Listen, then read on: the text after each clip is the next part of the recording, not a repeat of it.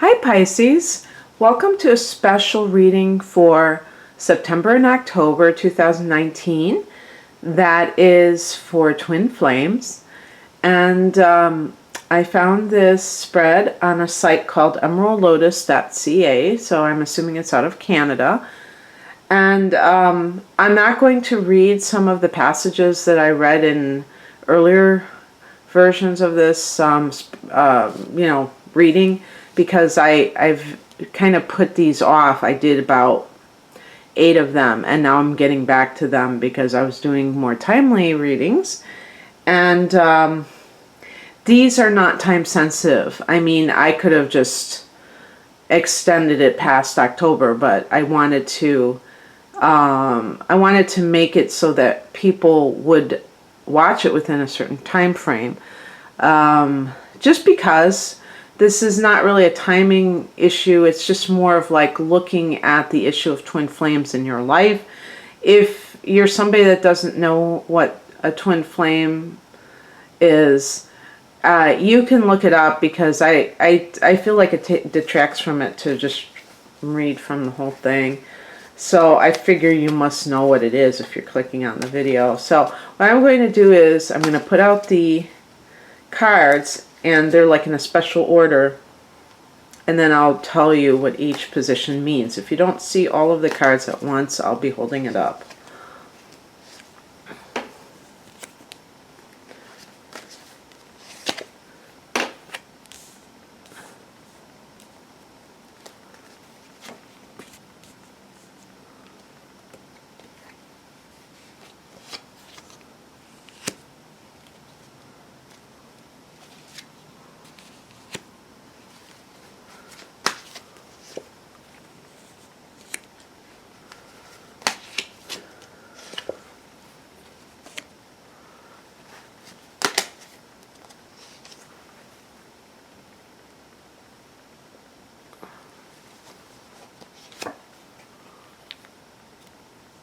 Okay.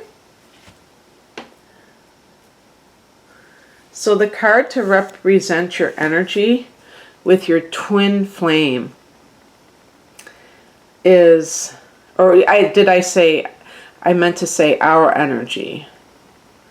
That's why I said with your twin flame, is the Emperor. And this is a card of control and a sense of power. So with the sign of Pisces itself, I have read Pisces being described as a dependent sign. Now, this does not mean that all Pisces people are dependent on others. It means that, just by virtue of being a water sign, you are a feminine sign, and there is that sense of the passive with the feminine energy. And Pisces is ruled by Neptune, so there's that sense of the undefined. And so looking to for somebody else to define you. Both of you and this person together create a sense of power. There's that expression, power couple. And the Emperor is, I would say, very, like, his number 4 is a number of stability. And, you think of the square as a shape. That's why, buildings are built like that, because it gives a lot of support. And the Emperor is this person who's an authority. I mean, it's actually connected to authority figures like soldiers and police officers, law and order. And so in terms of how a couple represents that energy, the only thing I can say is that kind of stable influence. When we look at astrology, the 4th house is the house of home and family. So that's, that structure. Okay. I think the number 4 is associated with Saturn too. So that would make perfect sense because it's like organized and structured. 2, what is the purpose? What is our purpose together in this lifetime? Knight of Swords. This is, speaking one's truth. I would say, this is even the card of the lawyer. So here we have, this could be like a judge, and that could be a lawyer. I would say even in a sense, kind of like, if you and this person are very involved in causes, that you speak out about them and that you spread the word and that you are not afraid to tell it like it is. That's how the Knight of Swords is. And that sense of justice, I would also associate with these 2 cards. And so it's possible, even with the Knight of Swords, that could be somebody that has fire in them. I was going to tell you that this card is associated with Aries, the Emperor. So, although I associate it with Capricorn. And the 3rd is an important lesson we must learn in this lifetime. Huh, isn't that interesting? Another Swords. Ace of Swords this time. Ace of Swords is a card that's associated with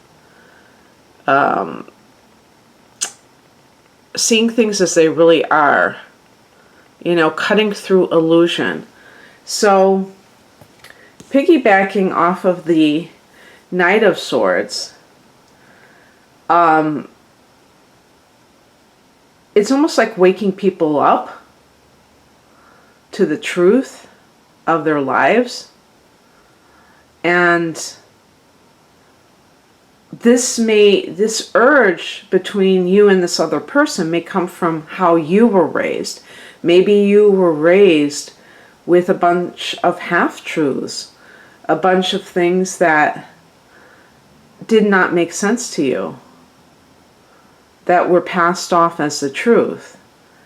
And you have,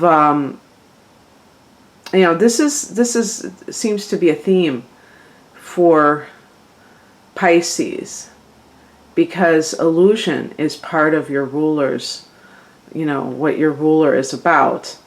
But illusion is part of life, you know what I mean? I mean, we wouldn't have movies, we wouldn't have any type of artistic creation if everything was 100% real. So it's not to suggest that illusion or fantasy is worthless or negative. Actually, there's a place for it. But the truth shall set us free. And so you and this other person, and however this has come out for you, have, had to find that out, sometimes the hard way, about the truth. Maybe realizing that you've been lied to for many years, and then you come out and say, no, this isn't true, what they're telling you. And whoever they is, it depends, but just this idea of wanting people to wake up and from the lies. Okay. And the next position is, how can we grow from this lesson? And this is the Ten of Swords. This is the card of realizing that you've been betrayed. And this is another common theme where people find out, and I think a lot of us have been going through this as the collective, about some of the things that we've been told in life that have not been true. Ironically, I'm recording this on September 11th. I'm going to leave that right there. But, you know, this idea of, I think especially with Pisces, because I think of, you know, the tarot card, the Page of Cups, which is associated with you. It's depicting a child, and it's like an innocent child. And, you know, children are told, I mean, you know, Santa Claus is real, all these things that they find out otherwise. I hope that's, maybe I should give a spoiler alert. And then finding out that there are things that they have been told, maybe to protect them, but they don't feel protected. You feel like you've been betrayed, that somebody has done something to you, and both you and this other person can grow from this by knowing that this is over with. The 10 is the end of the cycle. So it's like you can put a stop to it by seeing things as they really are. You stop the cycle because you stop doing that to other people as well. You know, you become straightforward with other people. And it's really too about being authentic. That's kind of like, I think, the cornerstone in all of this is if you live an authentic life, you never have to worry about remembering your lies, because you're just, you know, being who you are in the world. Okay, and the fifth position is what our lives look like after completing this lesson. The world. The interesting thing about this is that the world is the last card of the major arcana. So it already implies completion. And, you know, that sense of kind of wrapping things up. And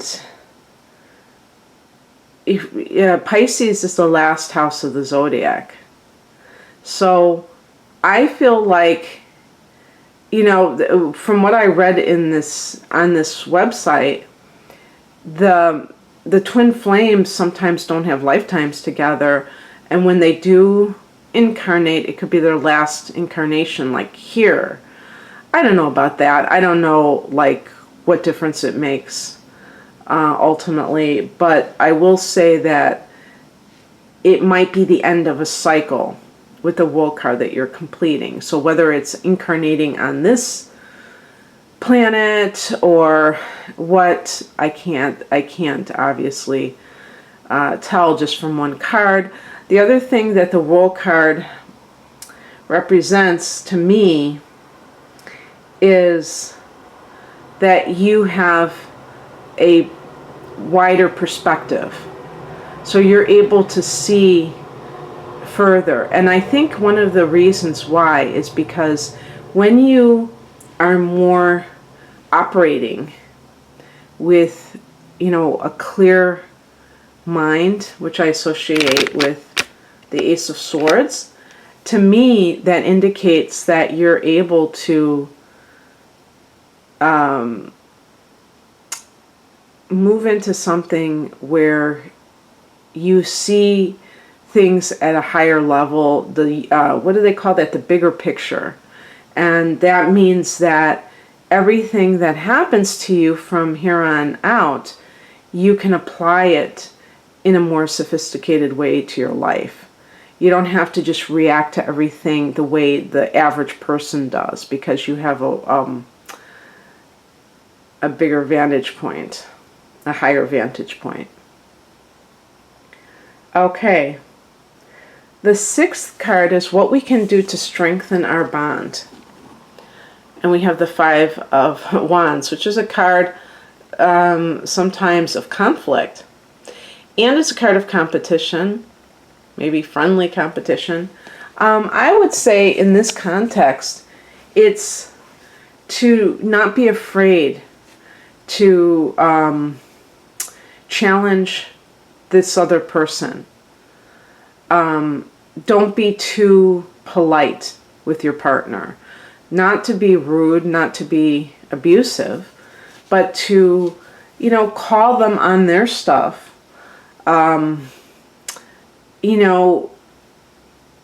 If you are angry, to share that anger. It doesn't mean that you have to do anything terrible, but even raising your voice, a Pisces person may feel like they don't have a voice sometimes.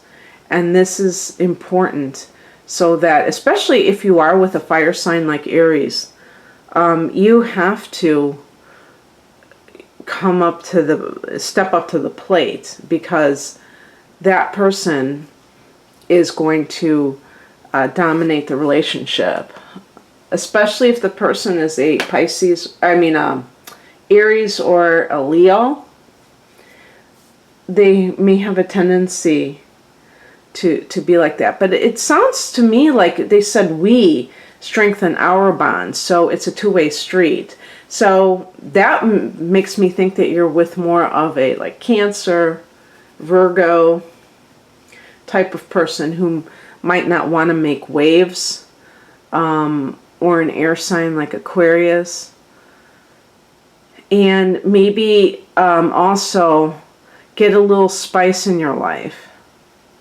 Do something that kind of gets you going.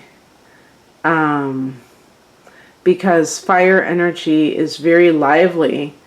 And with the number 5, this could even be on the physical level, something that you do. Although I don't know. I almost think of like amateur boxing or something, but that doesn't sound right for a romantic relationship. But anything where you are able to kind of like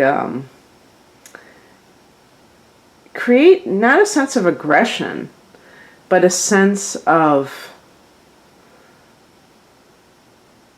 having that heightened sense of passion in your relationship, kind of adding spice to your relationship in some way.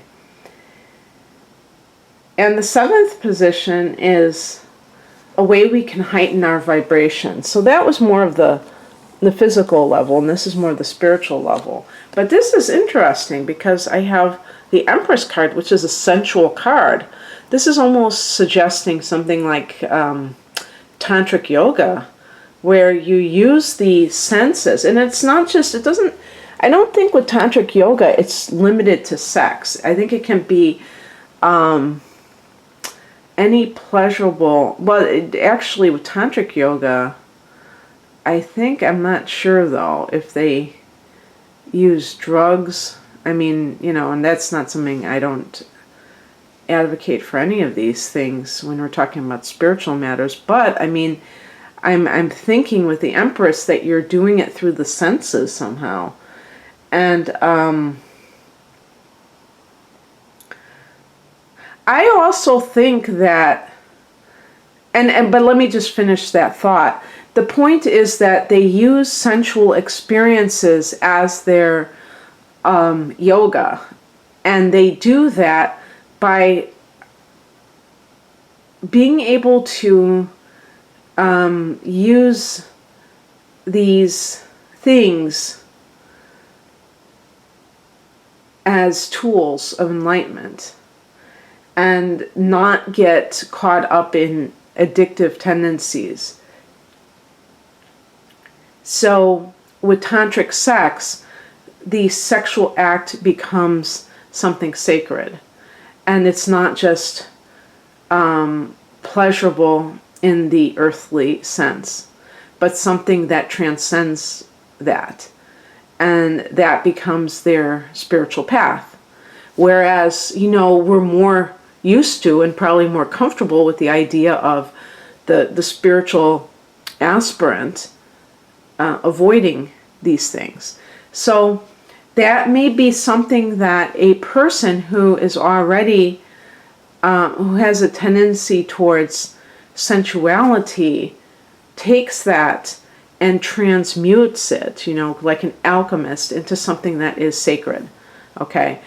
that's what I'm thinking. And I don't know, I mean, if you have an addictive personality, I don't know if this is a good thing or the worst thing ever. So, I mean, I'm not talking about you Pisces, but just in general, anyone. I don't know if that's a great thing or just the worst idea ever. So, the other thing that I could say about this is parenting. The Empress connects with the mother. Okay. So, and I did get that feeling when I was looking at some of those other cards of children. And for sure, having children is a spiritual task, whether people understand it or not. But of course, other factors have to cooperate because children have to be well thought out. Although, how many times does that happen in real life? But yeah, those were the two examples that I could think of. Something that your twin is mirroring for you. Now, mirroring for you means their actions are meant to teach you something about yourself. Six of Swords. This is a card of escaping conflict. And so is it possible, this seems to be a common theme with twin flames, is that there are a lot of separations. So if that's the case, and you feel this sense of like, oh man, this twin flame is always leaving. What does that mean for you? Well, Pisces is a sign that likes to escape as well. Sometimes you do it only like in your mind, but sometimes Pisces can, I think, be one of those signs that actually leaves when the going gets rough. And I think that there's two facets to this. One is that look at your own tendency to escape, whether it's mentally or physically, from situations that you feel trapped. And you're also a mutable sign, so that makes you more easily changeable about your feelings towards something in your environment. So you can change course very easily, whether or not you actually announce this to anybody. You may just kind of, and I could see a Pisces person doing this, escaping, because you may feel like it's a terrible thing to have to tell the person, and face to face, that you're leaving, and having to see their expression or hurt them. That's the last thing you want to do, is hurt somebody. Pisces is a very caring sign, but I think there are escapist tendencies. That's what Neptune is about, is escapism. So understanding how when another person does it to you, how it feels, so that if you do it to somebody else, you're going to be doing what was done to you. Doesn't mean you can't leave somebody, but abandonment, maybe bailing out too early from things when the going gets a little bit tough. The other thing too is that what this mirrors for you is abandonment simply means somebody has decided to go. Doesn't destroy you. Doesn't mean that you no longer exist. You see, when people fear abandonment, it's almost as if they fear that if somebody leaves them, that they will cease to exist. And if people could stop fearing abandonment, I think it would be less likely to occur. But even if it did occur, the person would remain very strong. And what you can do to help your twin reach their highest potential the Nine of Pentacles is a card of financial independence, and this is twofold. You may, if you are living with your twin, there may be a need to support them so that they don't have to even think about finances. Let's say they're an artist, or maybe they are some kind of a spiritual healer and they need to go someplace to train and they need that financial support and you have it. It could be just that you showing your own financial independence helps that person to understand the importance of it if they have struggled in that area. Because, yeah, the Nine of Pentacles is being able to stand on your own 2 feet materially. And sometimes when people, especially people like who are associated with the spiritual community, there can be money problems sometimes because the people are living an alternative lifestyle. They may be artistic as well, and they don't feel like they fit into the conventional society, and maybe they're living, you know, kind of like the hippies, living kind of in a very you know, bartering for goods with others and doing things like a communal type of lifestyle in some cases. And I mean, I have, you know, been reading online, especially with people who are younger,